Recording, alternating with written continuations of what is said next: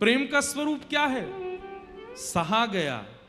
लेकिन जब प्रेमी आए तो मन में विचार किया 2 घड़ी के लिए आया है, अब क्या बता करके और समय गवा दूं। नहीं बताया, नहीं कहा, बस सह लिया। ये प्रेम है। 100 वर्ष बाद ठाकुर जी मिले थे किशोरी जी से कुरुक्षेत्र में। 100 वर्ष बाद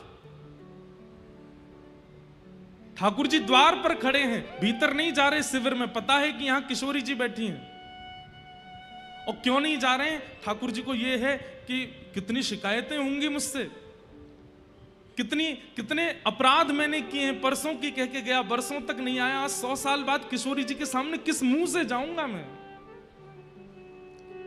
लेकिन तभी किशोरी जी कहती हैं, अरे ललिता, ये जो ब्यार हवा की चल रही है ना, या ब्यार में मोकू कन्हैया की सुगंधी आ रही है। नेक देखियो द्वार पे कहीं कृष्ण तो नहीं है। और द्वार जाकर के जैसे देखा तो ठाकुर जी खड़े थे कोने में। जैसे ही ठाकुर जी देखे, शिकायतें तो बहुत थी, कहना तो बहुत था, लेकिन भूल गए। उठ करके तुरंत गई। और 100 वर्ष पहले की श्री किशोरी जी की प्रीति में और 100 वर्ष के विरह के बाद के आज के किशोरी जी की प्रीति में तनिक अंतर नहीं है। तुरंत हाथ पकड़ करके आओ श्याम सुंदर। बस हां, नेत्र नहीं मिला पा रही हैं, लेकर के आई, बैठाया। ललिता विशाखा से बोली, स्वरूप नेक रूखो रूखो लग रहा है, नेक श्रृंगार पेटी लेके आइयो। और श्रृंगार पेटी लेकर के ठाकुर जी का श्याम सुंदर का श्रृंगार कर रही है किशोरी जी। यहाँ पत्रावली बना रही, क्योंकि अब द्वारिकाधीश बन गया, पत्रावली तो करते नहीं ठाकुर जी, पत्रावली बना रही हैं।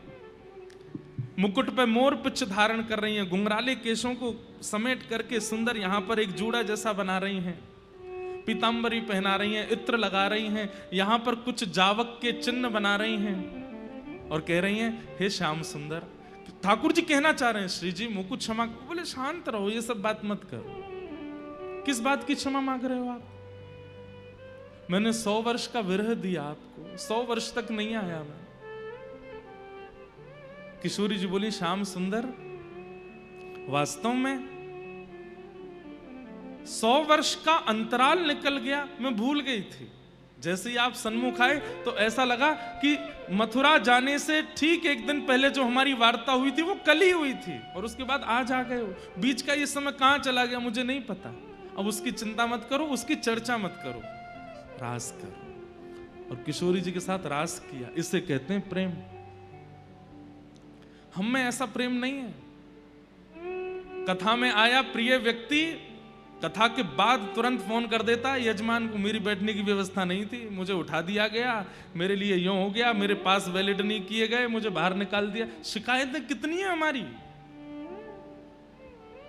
प्रेम तो वो जानो जहां व्यक्ति सहले और प्रेमी से कभी शिकायत ना करे, वो प्रेम। मीराबाई भी ऐसी, बहुत सहा मीराबाई ने। कहते हैं भक्तिमती मीराबाई जब थोड़ी थोड़ी सयानी होने लगी, बड़ी होने लगी, तो मीराबाई के ब्याह की चर्चा होने लगी। और एक और कारण था ब्याह की चर्चा का। आप सब लोग इधर देखो, बस कथा सुनो, कहीं मत देख। अब इसके बाद नहीं बोलूंगा मैं, बस ये अंतिम है। अब इसके बाद देखोगे तो देखो, पर आप हमें बैठ देख के सुनो कथा। मीराबाई की आयु बढ़ रही है ब्याह के लिए, इसलिए चर्चा कम हो रही है, इसलिए चर्चा ज्यादा हो रही है क्योंकि 24 घंटा कुछ करती ही नहीं है। अब तो पद रचना करना शुरू कर दिया। अब तो पूरे दिन बैठ करके केवल गाती रहती हैं, गाती रहती हैं। सुबह से श्रृंगार करना, बढ़िया करताल लेकर के पद गाना। कभी 4 भुजानाथ जी का मंदिर था मीराबाई का, पुस्तैनी घर का मंदिर, 4 भुजानाथ जी। कभी वहां जाती, कभी गिरधरलाल जी के सामने गाती। माता पिता सबको चिंता होने लगी, बोले इसका ब्याह करो। मीराबाई से किसी ने जाकर के कह दिया, बोले कि भाई साहब आपकी तो ब्याह की चर्चा चल रही है, आपकी बुआ आई है ना, हाँ वो बुआ मेवाड़ के राजघराने में ब्याही हैं, वहीं मेवाड़ के राजघराने के एक सुंदर सुकोमल सुशील राजकुमार को आपके लिए बता रहे हैं, और ऐसी ऐसी चर्चा चल रही है। मीराबाई हंसने लगी, हंस करके बोली, तुमने गलत सुना होगा, मेरी माँ ने तो मेरे बींद बता रखे हैं, मेरे दुल्हा बता रखे हैं, मेरे दुल्हा वो कोई और नहीं होगा, मेरे दुल्हा मुझे पता है कौन है। बोले कौन है? बोले ये बैठे सामने, ये जो भीतर बैठे यही है मेरे दुल्हा, और कोई मेरा दुल्हा नहीं होगा। सब सखियां हंसने लगी, बोले कि अरे आप भी बड़ी भोली हो, आपको कुछ नहीं पता, आपके ब्याह की चर्चा चल रही है।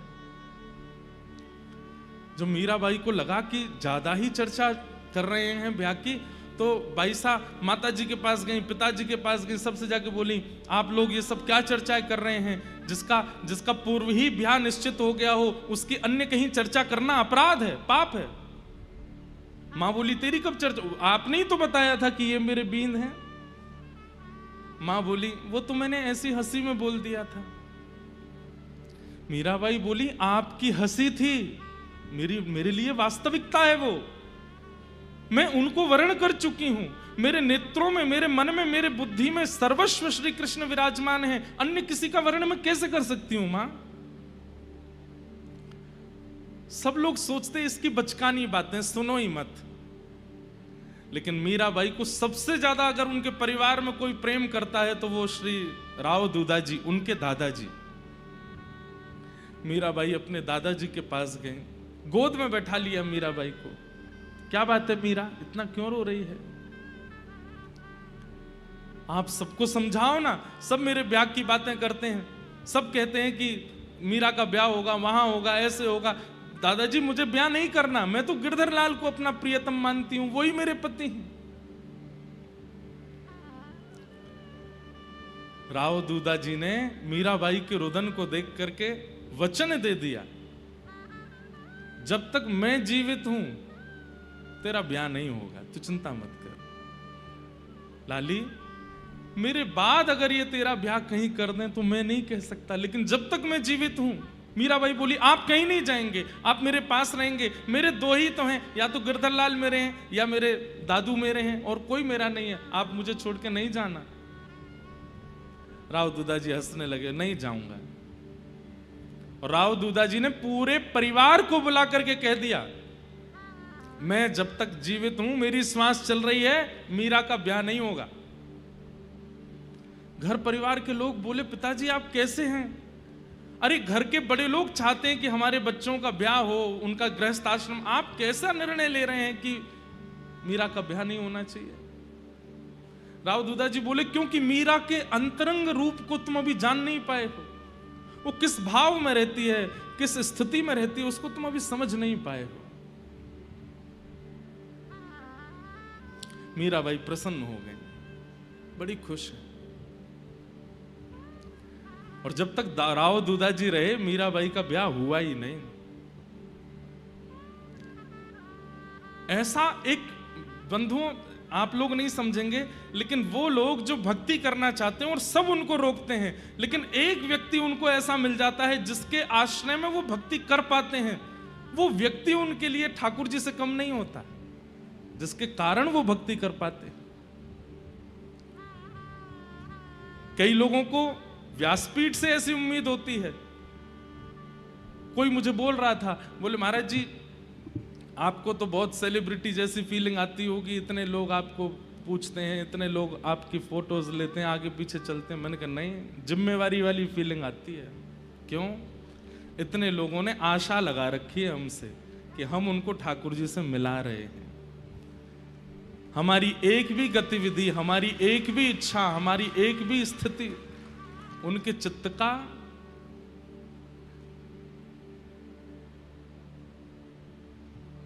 भाव विमुख कर सकती है।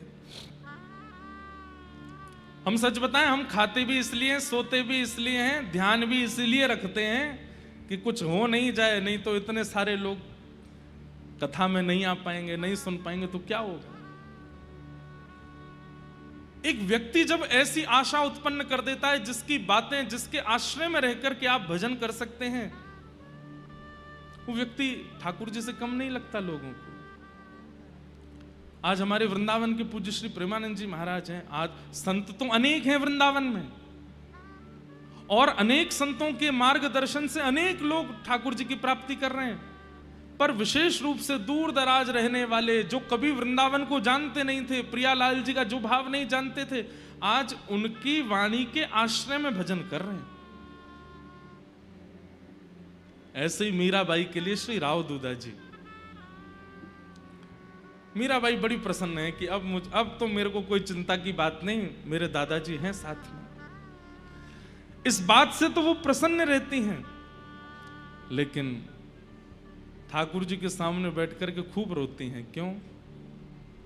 मुझे जगह जगह जाकर के अपनी रक्षा करनी पड़ रही है, और आप कैसे हो?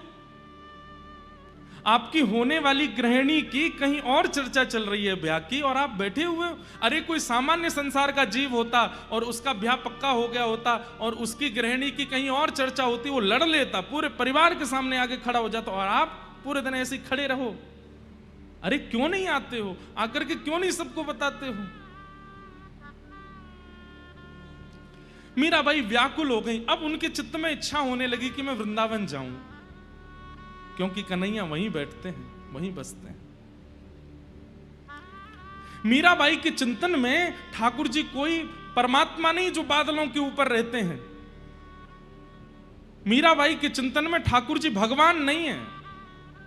मीराबाई के चिंतन में ठाकुर जी साक्षात हैं, प्रत्यक्ष हैं, और वृंदावन में रहते हैं, यमुना तट पर बंशी बजाते हैं। उनको पता है। मीराबाई सुबह उठते ही अपनी सखियों से यही चर्चा करती हैं, अभी देखो सूर्योदय हो रहा है। बोले हाँ, अभी लाला उठे होंगे, आंख मीट रहे होंगे अपनी, यशोदा मैया से कह रहे होंगे मुंह को माखन खवाओ, मैया मक्खन बिलो रही होगी, मक्खन निकाल के खवावेगी, बाकी बाद फिर गौशाला जामेंगे, दूध पीमेंगे, फिर कन्हैया ऐसो करेंगे, फिर कन्हैया। वो उसको पास्ट टेंस में नहीं देखती हैं कि कभी हुई है लीला, वो कहती हैं अभी भी हो रही है वृंदावन में।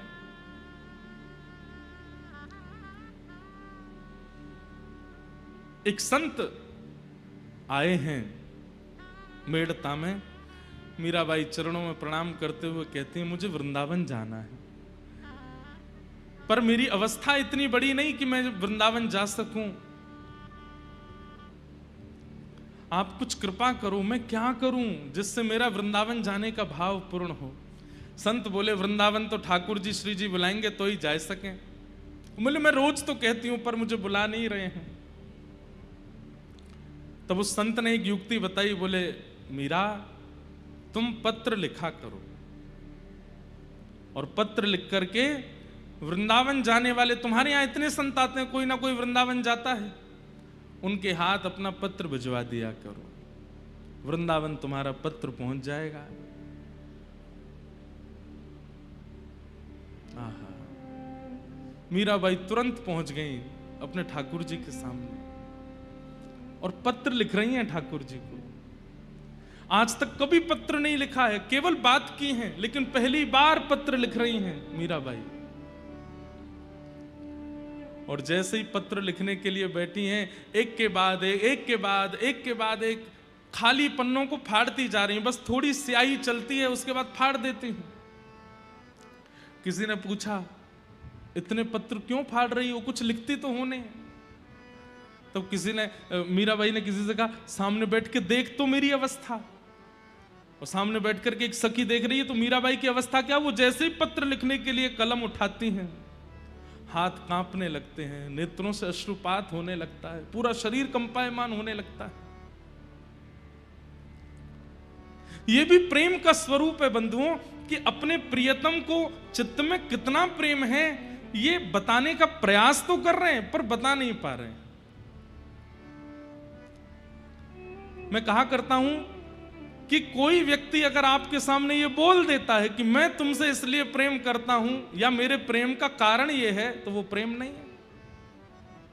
प्रेम का कारण कभी बता ही ना पावे, कभी बोल ही ना पावे, बस उसके मुख को देख के पता चल जाए वो प्रेम है।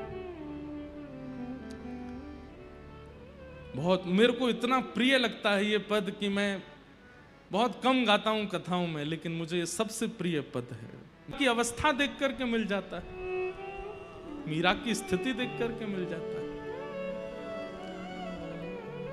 सहना और कभी कहना नहीं, ये प्रेम का स्वरूप है।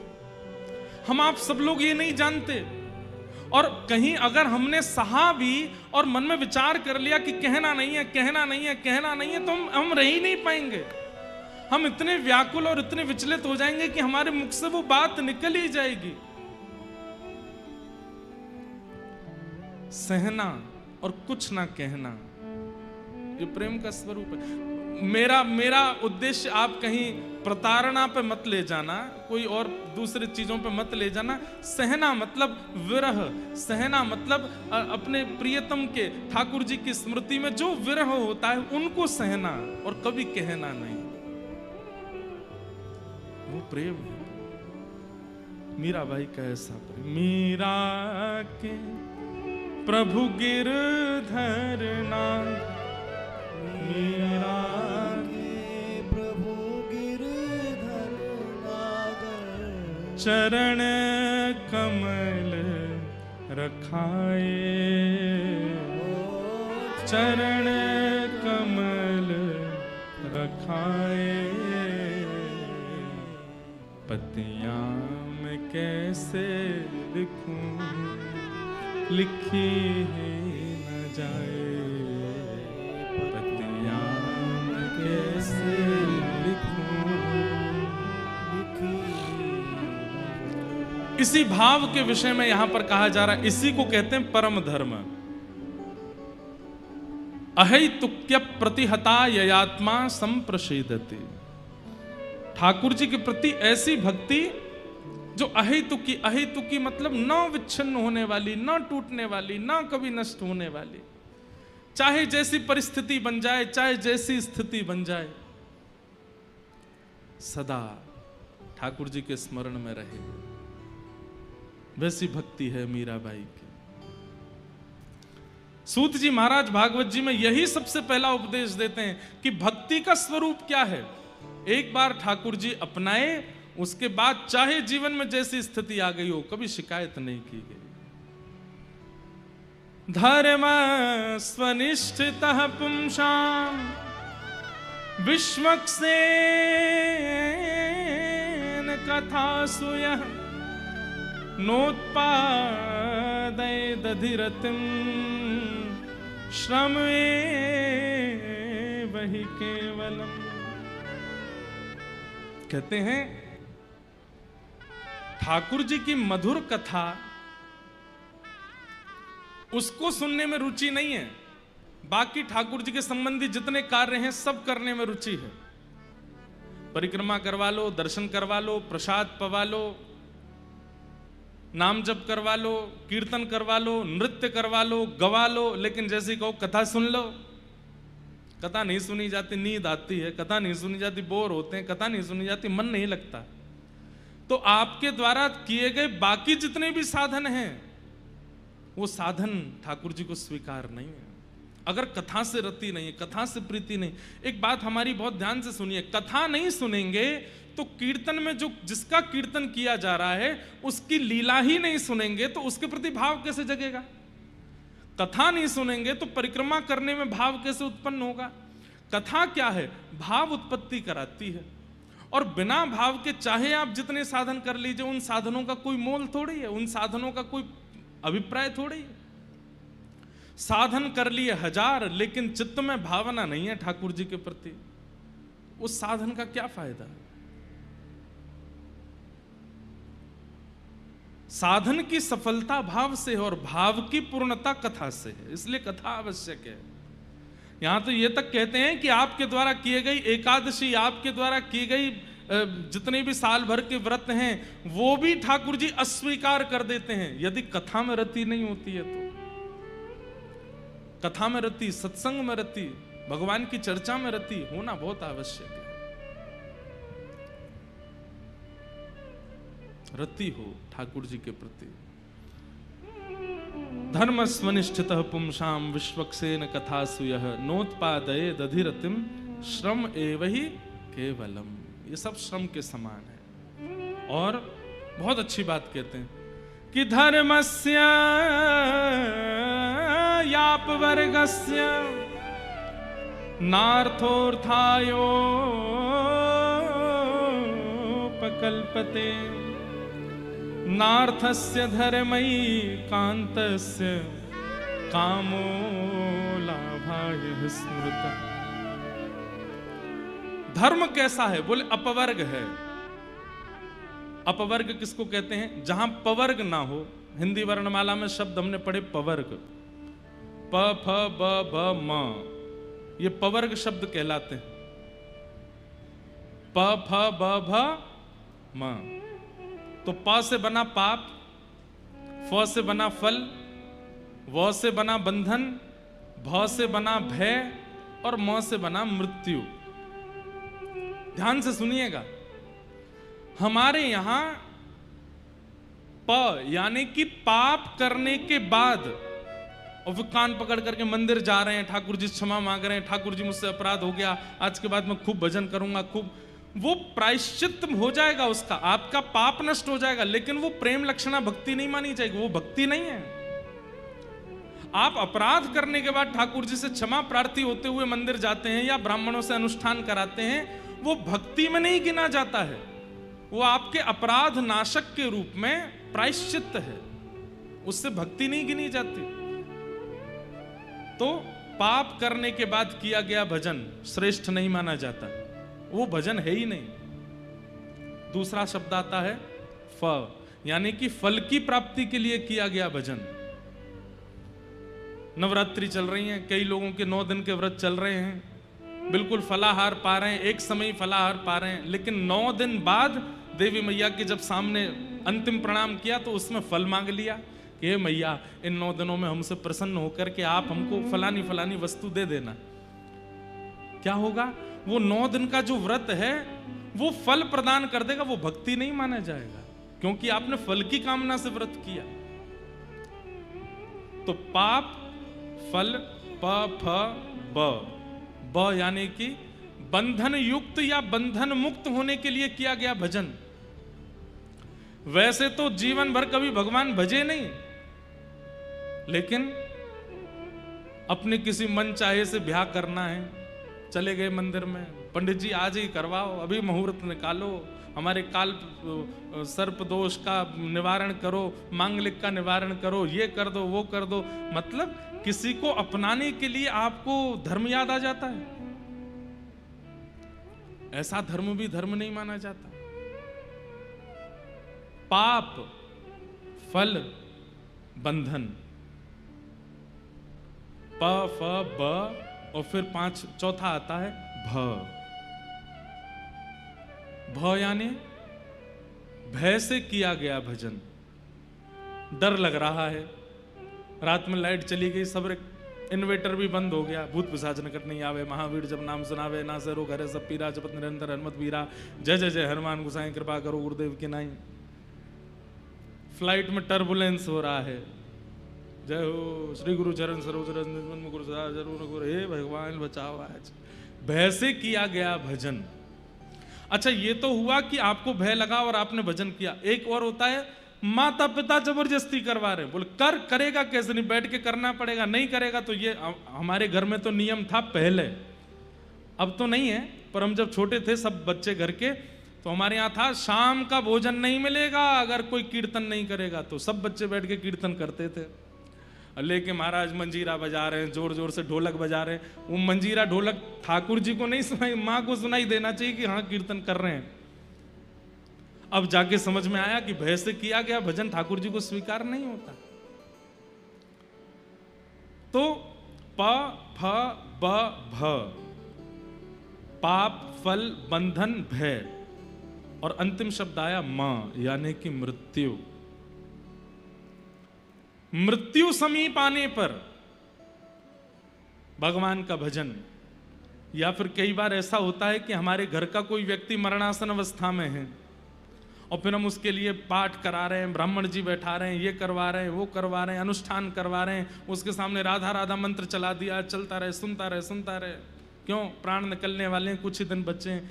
उस समय पर किया गया भजन भी मुक्ति दे देगा, लेकिन वो भजन भक्ति, प्रेम भक्ति में स्वीकार नहीं किया जाता। इसलिए यहां अधिकतर जितने भी बैठे हैं वो सब प्रेम लक्षणा भक्ति के उपासक हैं। आपसे हमारी प्रार्थना, पाप, फल, बंधन, भय और मृत्यु, इन 5 कारणों से कभी ठाकुर जी का नाम मत लीजिएगा। पाप हो गया, आप ठाकुर जी से कहो नाथ पाप मैंने किया है, इसका मुझे प्रायश्चित नहीं, इसका जो फल हो मैं भोगूंगा, मुझे दीजिए। ये प्रेम लक्षणा भक्ति करने वाले का स्वभाव है। बंधन मिले तो अच्छा, नहीं मिले तो कोई बात नहीं, ठाकुर जी आपने कोई बढ़िया सोच के रखा होगा, उससे प्रार्थना नहीं करते। कई बहनें तो बेचारी मनपसंद जो जिसको वो प्रेम करती हैं उसको पाने के लिए ही शंकर जी पे दूध चढ़ाती रहती हैं, इसको दिलाओ। मिल जाए तो अच्छा, नहीं मिले तो नाथ आप जैसी इच्छा, आप जैसा प्रयास करेंगे, हमारी कोई आपसे अर्जी नहीं है। ये प्रेमी भक्त का लक्षण होता है। पाप, बंधन, भय, भय से कभी भजन नहीं करेगा, भय लगने पर कभी भगवत स्मरण नहीं, भय लगने पर उसकी निवृत्ति ढूंढ लेगा, लेकिन ठाकुर जी का नाम उच्चार, अब वो बात अलग है कि हमारे स्वभाव में आ चुका है तो हम कर लेते हैं, भय से भजन नहीं। प फ ब, फल की प्राप्ति के लिए भजन नहीं। चाहे दुनिया की कैसी भी वस्तु हो, मेरे भाग्य में होगी तो मुझे मिलेगी, मैं उसके लिए यत्न नहीं करूंगा, मेहनत करूंगा, परिश्रम करूंगा, दिन रात एक करके कमाई करूंगा, सब करूंगा, पर उसके लिए ठाकुर जी से प्रार्थना नहीं करूंगा, हे बिहारी जी हमें ये बंधन, भय और मृत्यु के कारण से नहीं करना चाहिए। हम कम से कम हम लोगों को, हम प्रेम लक्षणा भक्ति के उपासक हैं, हम ठाकुर जी से प्रेम करते हैं, हमारी कोई इच्छा नहीं है उनसे, हमारी भक्ति तो कम से कम ऐसी हो कि हम इन 5 भावों से ठाकुर जी का भजन ना करें। हाँ, इतना कह सकते हैं कि जैसे फल की प्राप्ति में कई लोगों को संतान की कामना होती है, कई लोगों को उज्जवल भविष्य की कामना होती है, हर कामना के पीछे उद्देश्य ठाकुर जी हों। संतान ऐसी मिले जो वृंदावन से प्रेम करने वाली हो, ऐसे हमें पति मिले जो वृंदावन ले जाने वाले हों, ऐसी पत्नी मिले जो ठाकुर जी का भजन कराने वाली हो। इस कामना से अगर फल की कामना भी की जाए तो वो फल गलत नहीं है, वो भी उचित है। इस भाव से फल की कामना की जा सकती है। मीराबाई प्रेम से ठाकुर जी की सेवा करती हैं। आज जन्माष्टमी आ रही है बंधुओं, पहली बार मीराबाई को ठाकुर जी का दर्शन कब हुआ? सुनो, हर साल मीराबाई पूरे कल मैंने बताया था ना कि मीराबाई के ठाकुर जी जहां विराजते थे उसका स्थान का नाम क्या था? श्याम कुंज। श्याम कुंज में मीराबाई विराजमान रहती, और मीराबाई के श्याम कुंज में प्यारे गिरधर लाल जी आनंद से विराजते। श्री राधा रमण लाल की जय। परमानंद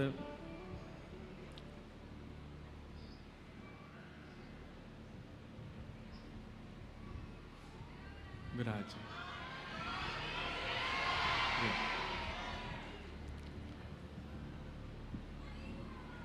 जय।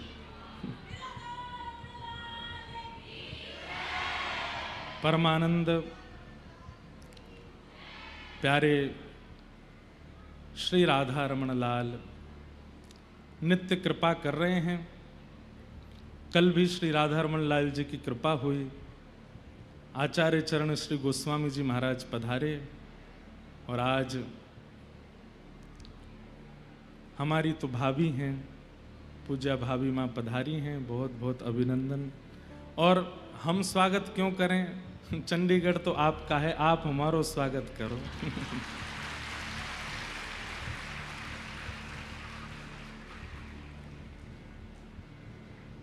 और विशेष रूप से तो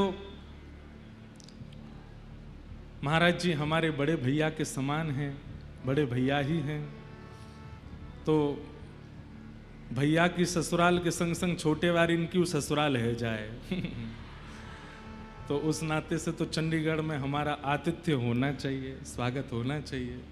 पर आज कृपा करके आपका आगमन हुआ, बहुत बहुत समस्त श्रोताओं की ओर से व्यास मंच से भाभी माँ को बारंबार प्रणाम, खूब खूब स्वागत, अभिनंदन। आपके प्रकल्प, आपके भाव सबसे छुपे नहीं हैं, सबके युवाओं के हृदय में प्यारे राधारमण लाल जी की मधुर भावना, मधुर सेवा, मधुर शास्त्रों को आप अपने भाव से स्थापित कर रही हैं। आपको बारंबार प्रणाम। मैं तो गोविंद रा गुण गासूं,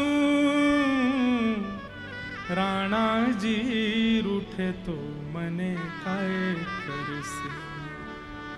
चरणामृत रा नेम हमारा, चरणामृत रा नेम हमारा।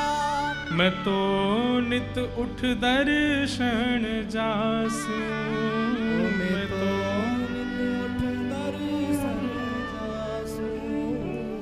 हे राम नाम रा जहाज चला स्या, राम नाम रा जहाज चला स्या। हे कृष्ण नाम रा जहाज चला स्या,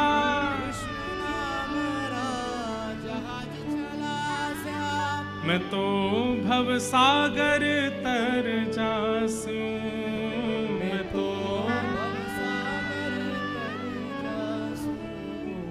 ओ मीरा के प्रभु गिरधर नागर, मीरा के प्रभु गिरधर नागर। हाँ, मीरा के प्रभु गिरधर नागर, हो मैं तो निरख परख गुण गासूं, हो मैं तो निरख परख गुण गासूं। हो मैं तो गोविंद रा गुण गासूं, राणा जी रूठे तो मने काय करसूं।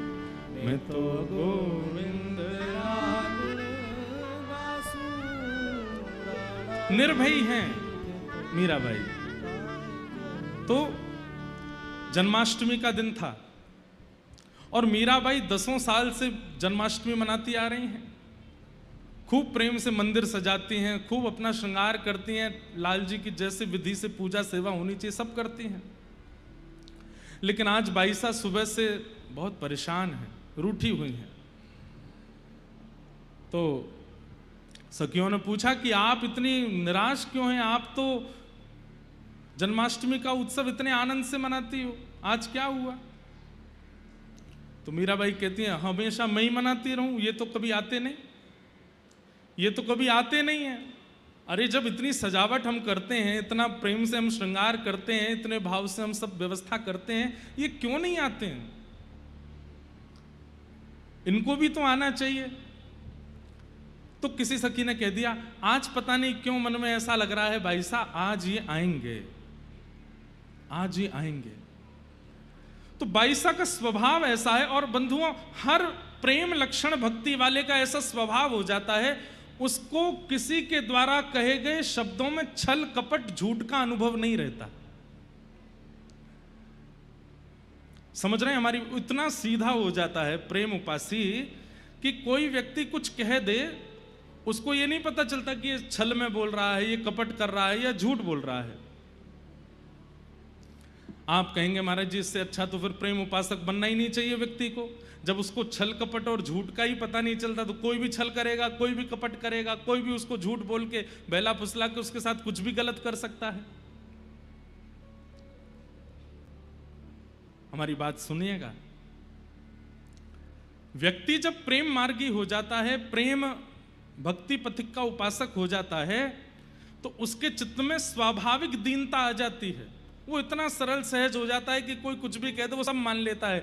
ऐसे में आपको डरना इसलिए नहीं है क्योंकि उसकी पग पग पे फिर रक्षा ठाकुर जी करते हैं। जो अपने बुद्धि विवेक से अपनी रक्षा स्वयं कर लेता है कि मुझसे कोई छल ना करे, मुझसे कोई कपट ना करे, मुझसे कोई मेरे साथ कोई खिलवाड़ ना कर दे, अपने विवेक से इतना अपने आप को सुरक्षित करता हुआ चलता है, तो ठाकुर जी भी सोचते हैं विवेक ही है, बच ही लेगा खुद ही। लेकिन जब ठाकुर जी देखते हैं कोई मेरा उपासक है, इतना सरल है, इतना सहज है, इतना दीन है, कोई छल करने जाता भी है, कोई कपट करने जाता भी है, तो ठाकुर जी उसकी रक्षा करते हैं। इसलिए सहज सरल बनने में आप लोग किंचित संकोच मत किया करो। सहज सरल बनिए, ठाकुर जी रक्षा करेंगे आपकी। संसार आपका कुछ नहीं बिगाड़ पाएगा, कोई जीवात्मा आपके साथ कुछ ऐसा व्यवहार नहीं कर सकता जिससे आपको चिंतित होने की आवश्यकता हो। मीराबाई कैसी हैं कि सखी ने कह दिया आज तो ठाकुर जी आएंगे, तो उस बात को मान करके तुरंत प्रसन्न हो गई। आएंगे आज? बोले हाँ, तू कह रही है तो जरूर आएंगे।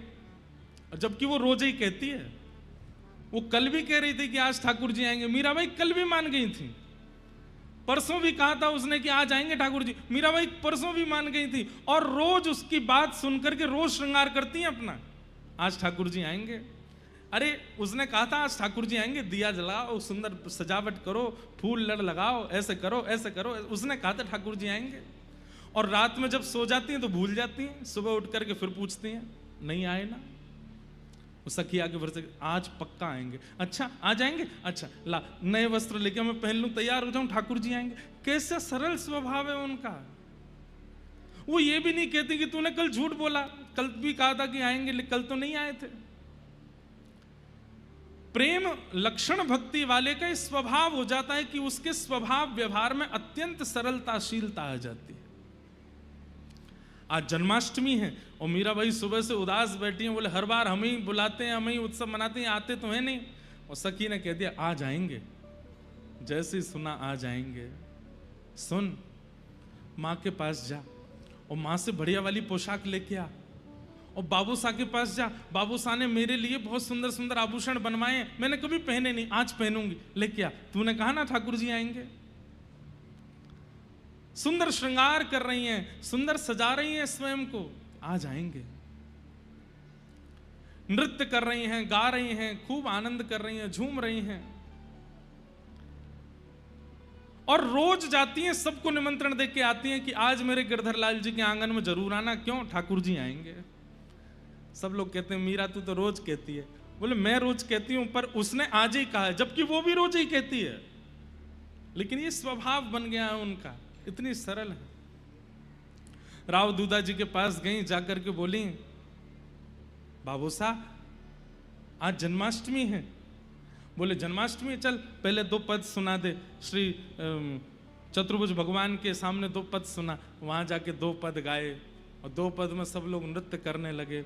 अपने गिरधर लाल जी के सामने आकर के भाव से गा रही हैं, और बार बार मन में यही विचार कर रही हैं कि आज तो आप आओगे ना।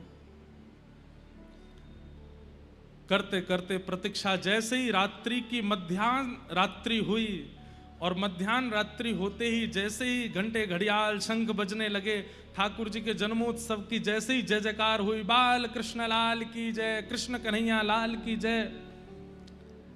सबके तो नेत्र खुले हैं, सब अपने स्थान पर खड़े हो गए, और मीराबाई उसी समय नेत्र बंद करके बैठी हैं। और जैसे ही नेत्र बंद किए हैं, श्याम सुंदर उनके हृदय में ही प्रकट हो गए हैं। सांवरी सूरत है, बंक अदा है, कमल जैसे नेत्र हैं, घुंघराले केश हैं, छोटे से लालजी हैं। और मीराबाई से कह रही हैं, एरी तू तो रोज यूं सोचा कि मैं तो आऊंगो ना, मैं तो आऊंगो ना, देख मैं तो आए गयो। अब तो को भरोसा है क्यों ना कि मैं तेरे पास आऊंगो। और मीराबाई अपने ही मानसी में स्वयं भी एक स्वरूप धारण करके और प्यारे गिरधर लाल जी के साथ में मधुर नृत्य कर रही हैं, आनंद कर रही हैं। पूरी रात नृत्य करती रही, सब उठ कर के खड़े होकर के नृत्य कर रहे हैं, और एक कोने में बाई साहब बैठ कर के नेत्रों से बस अश्रु प्रवाह हो रहा है। शरीर में कोई गति नहीं हो रही है, पर हृदय में प्यारे लाल जी के साथ में विलास कर रही हैं, नृत्य कर रही हैं। ये प्रथम दर्शन हुआ बाई साहब को अपने चित्त में। और उस दिन तो ठाकुर जी इतने प्रगाढ़ रूप से विराजमान हो गए, अब बाई साहब को भरोसा हो गया कि ये मुझे मिलेंगे ही मिलेंगे। मीराबाई के पदों में ठाकुर जी के स्वरूप का इतना सुंदर वर्णन कैसे हो गया? क्योंकि उन्होंने देखा है। मीराबाई को ठाकुर जी का अनुभव होने लगा चारुके से। और अब बाईसा को अपने गुरु की खोज है। एक दिन मीराबाई राव दूधा जी से जाकर के कहती हैं, मैंने कहीं कथा में सुना था कि भगवत प्राप्ति के लिए गुरु का होना जीवन में आवश्यक है। तो राव दूधा जी बोले, तेरे गुरु है ना निवृत्तिनाथ जी, उन्हीं को गुरु मानो। तो बाईसा बोली कि वो तो मेरे शिक्षा गुरु हैं, उन्होंने तो मुझे शिक्षा दी है, मुझे दीक्षा गुरु चाहिए, मुझे दीक्षा गुरु चाहिए, मेरे जीवन में दीक्षा गुरु का आगमन हो। तो राव दूधा जी बोले, अब कहां से तेरे लिए गुरु खोजूं, तू बता। सब लोग बहुत ध्यान से सुनिएगा। मीराबाई अपने गिरधर लाल जी के सन्मुख गई और सामने जाकर के प्रण लिया कि रोज हमारे मेड़ता में संत आते हैं, कल जो भी पहले संत आएंगे मैं उन्हीं को अपना गुरु मान करके उनसे दीक्षा ले लूंगी, वही मेरे गुरु होंगे। और भगवान ने अनुग्रह करके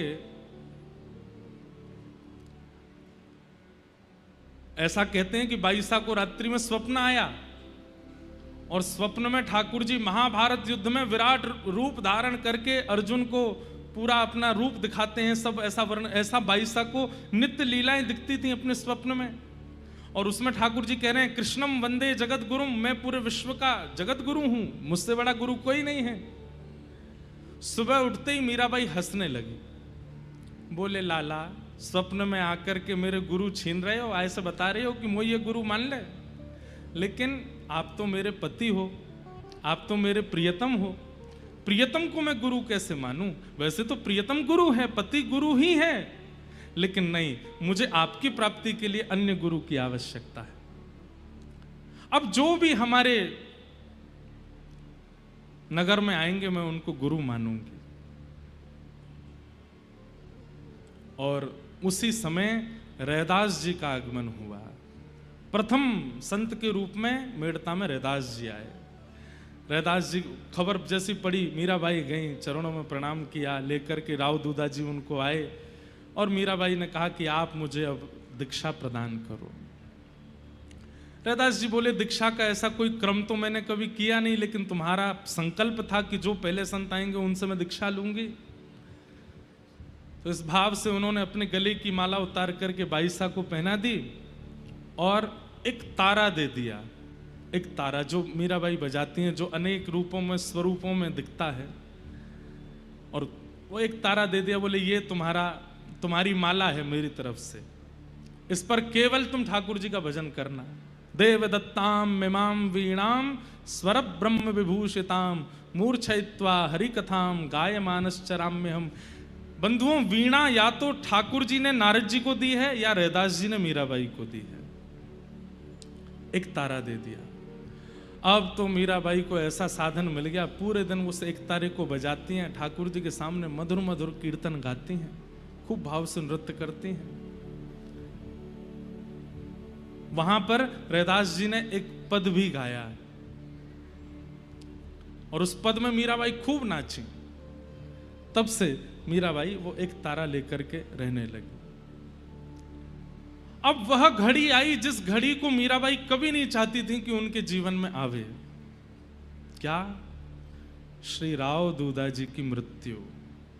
मीराबाई के दादाजी, जिन्होंने कहा था कि जब तक मैं जीवित हूं मीरा का ब्याह होने नहीं दूंगा मैं, लेकिन ठाकुर जी कुछ भी हमारे अनुकूल रहने नहीं देते। बड़े खेलते हैं महाराज, जहां हमको लग रहा हो ना कि ऐसे चलने पर हमारा सब बढ़िया चलेगा, तो ठाकुर जी का भी स्वभाव है कि उसमें कुछ विपरीत किया जाए, अब थोड़ा सा इसके साथ खेला जाए। राव दूधा जी रात्रि में बीमार हो गए। सुबह जैसे ही मीराबाई को पता चला, दौड़ करके गई। अपने दादाजी को अस्वस्थ अवस्था में देख करके बाईसा रोने लगी। मीराबाई ने अपनी गोद में अपने दादाजी का सर रखा। राव दूधा जी बोले, मीरा कीर्तन सुना, कोई पद सुना। और मीराबाई अपने दादाजी को पद सुनाती। और वो पद सुनते सुनते जैसे ही पद विश्राम हुआ, राव दूधा जी ने मीराबाई का हाथ पकड़ के कहा, मीरा, अब मुझे पता चल गया है कि मेरे जाने का समय आ गया है। मीराबाई बोली, आप ऐसा मत कहो, एक आप ही तो हैं जिनके कारण मैं इतनी निर्भीकता से भजन करती हूँ, अपने गिरधर की सेवा करती हूँ। आप जानते हैं ना दादाजी, आपके जाते ये परिवार के लोग सब मेरे साथ क्या करेंगे, ये मेरा विवाह कर देंगे। मैं बाध्य हूं, मैं अब इनको रोक नहीं सकता। मीराबाई खूब अपने गिरधर लाल के सामने जाके खूब उनको डांटती हैं, फटकारती हैं। बोले, खुद भी नहीं आते हो और मेरा जो है उसको मुझसे छीन भी रहे हो। स्वयं तो आते नहीं और जिसके आश्रय में मैं रहती हूं उनको मुझसे दूर क्यों कर रहे हो आप। दौड़ करके फिर गई राव दूधा जी के पास, तो जाकर के देखा, चार भुजानाथ गिरधर लाल, चार भुजानाथ गिरधर लाल, चार भुजानाथ गिरधर लाल, ये कीर्तन चल रहा था उनके मुख से। चार भुजानाथ इनके कुल के देवता हैं और गिरधर लाल मीराबाई के हैं। मीराबाई गई, जाके हाथ मलती हैं, चरण मलती हैं, सिर पर कुछ रखती हैं, लेकिन समय हुआ और श्री राव दूधा जी चले गए। बहुत रोई मीराबाई। ये एक पहला संसारी ऐसा क्रम था जिसमें मीराबाई रोई हैं। बाकी कल की कथा में आप मीरा चरित्र में और भी सुनेंगे, बहुत कुछ हुआ, लेकिन बाई साहब कभी संसारी किसी प्रलाप में रोई नहीं। और वो भी इसलिए नहीं रोई है कि दादाजी जा रहे हैं, वो इसलिए रो रही हैं कि मेरे भक्ति के प्रवर्तक जा रहे हैं, मेरे प्रथम गुरु जा रहे हैं। बहुत रोई बाई साहब, 3 दिन तक मूर्छित रही अपने दादाजी की स्मृति में। 3 दिन बाद जब होश आया, लाल जी की सेवा करती हैं, लेकिन रूठ गई हैं ठाकुर जी से कि आपने मेरे दादाजी को क्यों दूर किया। और अब वही होने लगा जो नहीं होना था। बाई साहब के विवाह का पूरा क्रम प्रारंभ हो गया। जो आपके परिवार की बुआ थी, उन्होंने मेवाड़ में जाकर के ऐसी योजना बनाई कि मैं कुछ दिनों के लिए अब मेड़ता जा रही हूं, मुझको लिवाने के लिए, वापस बुलाने के लिए भोजराज को ही भेजना, जिससे मीराबाई का विवाह निश्चित होना है। मुझको लेने आएगा, मीरा को देख भी लेगा। गुण सुनकर के, स्वभाव सुनकर के तो परिवार के लोग राजी हो ही गए थे कि हमको मीरा पसंद है, हम ब्याह कर लेंगे, लेकिन एक बार देख भी लो और ये मुझको लेने आएगा, इस बहाने से मीरा को देख लेगा तो और कार्य सिद्ध होगा। मीराबाई जानती थी। आज माँ ने सुबह आकर के कहा, मीरा थोड़े अच्छे से कपड़े पहन लो, थोड़े अपने केश संवार लो और थोड़ा व्यवस्थित रहना। क्यों, आज ऐसा क्या है, आज क्यों व्यवस्थित रहना? बस कह रही हूं ना, व्यवस्थित रहो। मीराबाई समझ गई कि कोई, अब दादाजी तो नहीं है, अब ये लोग मानेंगे नहीं। भाई साहब बोली, हाँ मैं श्रृंगार करके आती हूं। एकांत में गई, ठाकुर जी की तरह काली काली यहाँ पर पूरे काजल लगाए आई, यहाँ पर सुंदर मोटी मोटी बिंदी धरे आई, सिर पर मोरपिच्छ जैसा धारण कर लिया और बिल्कुल बैरागन जैसा भेष। जिन भेषा मारो सांवरो रीछ है, मैं सो ही भेष धरूंगी बाला, मैं बैरागन हूं। आ गई भाई साहब। घर परिवार के लोग देख, अरे राम राम, ये क्या करके आई है, ये कैसे बन के आई है? बोले, मैं तो ऐसे ही रहूंगी, चाहे आपको जैसा लगे। बाई साहब की माँ ने सब सखी जो बाई साहब के साथ रहती उनको कहा, इसका मुंह धुलवा देना और इसको थोड़ा ठीक कर देना, वो आ रहे हैं भोजराज, देखेंगे। सब ने कहा, लेकिन बाई साहब पे कहाँ, वो तो ठाकुर जी के सामने बैठी है, लड़ रही हैं ठाकुर जी से, देख लो। क्यों नहीं बताने आते हो संसार को कि आप मेरे हो, मैं आपका वर्ण कर चुकी हूं। अरे एक कैसा संबंध है जहां पर पत्नी को बार बार पति के सामने आकर के प्रार्थना करनी पड़ती है कि आकर के सबको बताइए कि मैं आपकी हूं। आज कोई और आ रहा है और आकर के मुझे देखेगा, मेरे साथ वर्ण करेगा, मुझसे विवाह की योजना बनाएगा, ये सब सुनकर के आपको पीड़ा नहीं होती? मीराबाई के भाई जयमल से उन्होंने कहा, सुन, वो भोजराज आएंगे, उनको पूरे नगर में घुमाना, लेकिन यहां शाम कुंज में लेके मत आना। ठीक है। मीराबाई बैठी हैं, ठाकुर जी के सामने बैठ करके सुंदर भाव गा रही हैं। और उसी समय भोजराज का आगमन हुआ। घर परिवार के लोगों ने कहा भोजराज को थोड़ा जयमल घुमा के लाओ, हमारा मेड़ता कैसा है। और कान में कह दिया, बोले श्याम कुंज जरूर ले जाना, वहां मीरा बैठी होगी, देख लेंगे ये। ठीक है। जयमल के साथ में घूम रहे हैं भोजराज। और जैसे भ्रमण करते करते, वो चाहते ही नहीं थे कि इनको श्याम कुंज लेके जाऊं, दीदी ने बाईसा ने मना किया है। लेकिन तभी भीतर से स्वर आने लगा, प्यारे दर्शन दीजो प्यारे दर्शन दीजो तुम बिन रयो न जाए प्यारे दर्शन दीजो। स्तब्ध हो गए भोजराज। जयमल का हाथ पकड़ा, ये स्वर कहां से आ रहा है? अरे आप चलिए ना, ये गा रही हैं। कौन गा रही हैं? हमारी बाई सा, हमारी दीदी सा मीरा। बोले मैंने बहुत स्वर सुने हैं, हमारे राजभवन में एक से एक गायक आते हैं, एक से एक स्वर गाने वाले आते हैं, पर ऐसा ठहराव, ऐसी स्थिरता, ऐसा प्रेम प्रकट करने वाला स्वर मैंने पहली बार सुना है। मैं देखना चाहता हूं, मुझे ले चलो। मारवाड़ के, मेवाड़ के राजा हैं, जयमल कैसे मना करते? जी चलिए। भीतर लेकर के गए। बाई सा हाथ में एक तारा लेकर के गा रही हैं, सामने गिरधर लाल जी का स्वरूप है। जल बिन कमल चंद बिन रजनी, जल बिन कमल चंद बिन रजनी, ऐसे तुम देखा बिन सजनी, ऐसे तुम देखा बिन। आकुल व्याकुल फिरूं रैन दिन, आकुल व्याकुल फिरूं रैन दिन, विरह काल जो प्यारे दर्शन दीजो प्यारे दर्शन दीजो। मीरा दासी जन्म जन्म की, मीरा दासी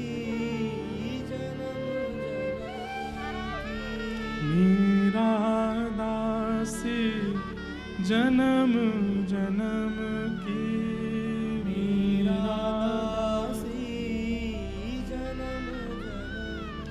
पड़ी तुम्हारे पाए, पड़ी तुम्हारे प्यारे दर्शन दीजो प्यारे। बंधुओं, यहां बाईसा गा रही हैं और पीछे खड़े हुए, खम्भ से सिर लगा करके खड़े हुए भोजराज के नेत्रों से अश्रु गिर रहे हैं। वो स्वयं से पूछ रहे हैं कि मैं तो भक्त नहीं हूं, मुझ में तो भजन नहीं है, मैं तो कभी ठाकुर जी का दर्शन किया नहीं, फिर मैं इतना सजल क्यों हो रहा हूं? मुझे इतना प्रेम मेरे चित्त में क्यों उमड़ रहा है? मैंने कभी कथा नहीं सुनी, मैंने कभी भजन नहीं किया, मेरे हृदय में इतना विरह क्यों हो रहा है ये स्वर सुन करके? भोजराज ने तो मानो मन बना लिया कि ब्याह करूंगा तो इन्हीं से करूंगा, चाहे मुझे प्राण त्यागने पड़े, लड़ना पड़े, लेकिन इनको लिए बिना नहीं जाऊंगा, इन्हें स्वीकार करूंगा।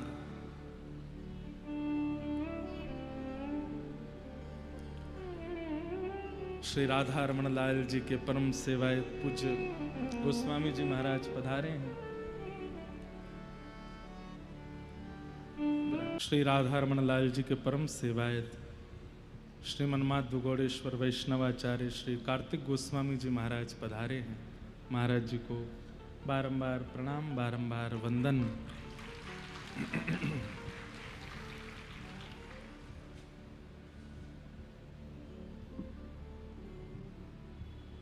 सब लोग बहुत सावधानी से सुनो।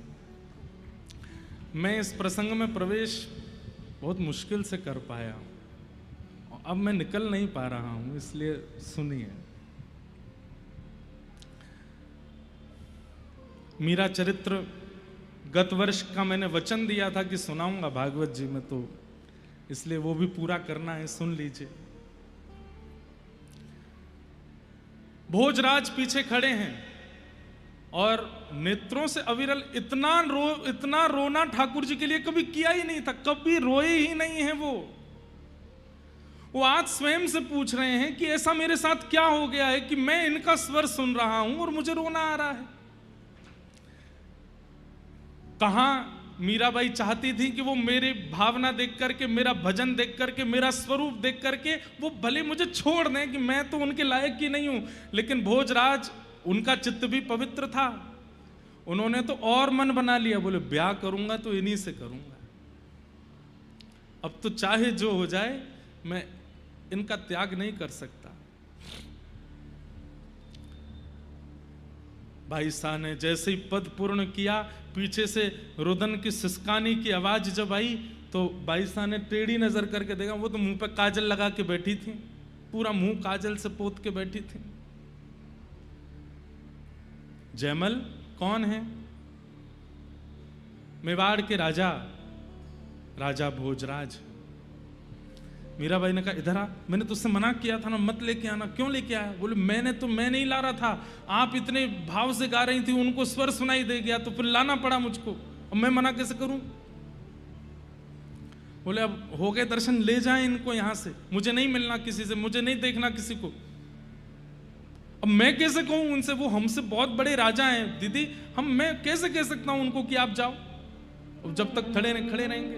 भाई साहब बोली तुझे तो बाद में देखूंगी मैं। और ठाकुर जी को बस क्रोध भरी नजरों से देखे, तुम्हारे सामने ही बात करूंगी, ये तुम्हारा सौत आया है। आपको कुछ चाहिए? भोजराज बोले आपने सब तो दे दिया, बस 2 मिनट आपसे चर्चा करना चाहता हूं। मैं तो चर्चा करती नहीं किसी से, मुझसे क्या चर्चा करेंगे, मुझे बोलना आता नहीं, मैं तो केवल गाती हूं। और मेरा रूप देखो, ऐसे पागल बनी घूमी रहती हूं, ना मुझे वस्त्र पहनने का सहूर है, ना मुझे श्रृंगार करने का सहूर है, मैं कुछ नहीं जानती, मैं तो ऐसे ही रहती हूं, मुझसे क्या बात करोगे आप? बोले कोई बात नहीं, मैं 2 मिनट बैठ लूंगा। बहुत सावधानी से सुनिए, भोजराज सामान्य नहीं है। कई लोग सोचते हैं कि राणा मीराबाई के पति हैं, नहीं, वो देवर हैं जिन्होंने प्रताड़ना की, जिन्होंने उत्पीड़ना दी। भोजराज बुरे नहीं है, भोजराज तो बहुत अच्छे हैं। राव दूधा जी के बाद यदि मीराबाई की भक्ति में कोई सहायक बने तो वो श्री भोजराज। आकर के बैठ गए, मीराबाई ठाकुर जी की ओर मुख करके बैठी हैं और दूर एक खंभ से सिर लगा करके भोजराज बैठे। आपको पता है मैं क्यों आया हूं?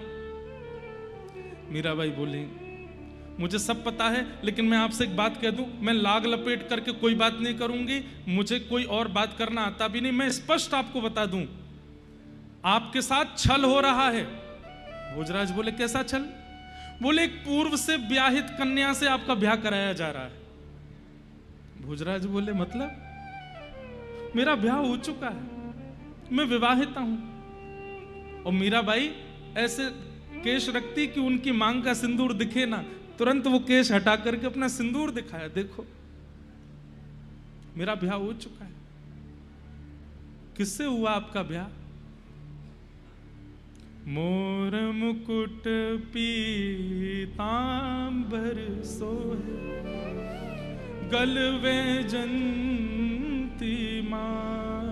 ये बैठे हैं मेरे पति, और मैं बचपन से इनकी, और बचपन से नहीं, आप नहीं मानेंगे, मैं पूर्व जन्म से इनकी। मेरा ब्याह हो चुका है, मैं तन मन सब इनको दे चुकी हूं। आप अगर मुझसे ब्याह कर लेंगे तो आप जीवन भर पछताएंगे, क्योंकि एक पत्नी अपने पति की जो सेवा करती है वो मैं नहीं कर सकती। मेरा शरीर आपके लायक नहीं, मेरा व्यवहार आपके लायक नहीं, मेरा स्वभाव आपके लायक नहीं, मेरे विचार आपके लायक नहीं है। आपके लिए और भी अच्छे घर के राजघराने की कन्याएं मिल जाएंगी, मेरे से ब्याह करके आप पूरे मेवाड़ को धोखा देंगे। मैं आपको वास्तविकता बता रही हूं। लेकिन भोजराज कितने विद्वान हैं, देखो, कहते हैं आप इनसे विवाह कर चुके हैं तो फिर इस बात को कोई मानता क्यों नहीं है? बोले पता नहीं, मैं तो सबसे बोलती हूं कि ये मेरे पति हैं, फिर भी नहीं मानते। बोले मैं बताऊं क्यों नहीं मानते? क्यों? क्योंकि आप दोनों के विवाह को प्रकट रूप में किसी ने देखा नहीं है, और प्रकट रूप में जब तक ये संसार देखेगा नहीं तब तक कैसे मान लेगा कि ये आपके पति हैं?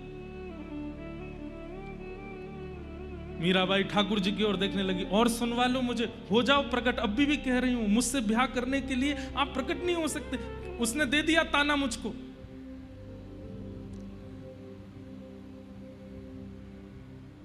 भोजराज कहते हैं आप बिल्कुल धैर्यपूर्वक मेरी बात सुनिएगा।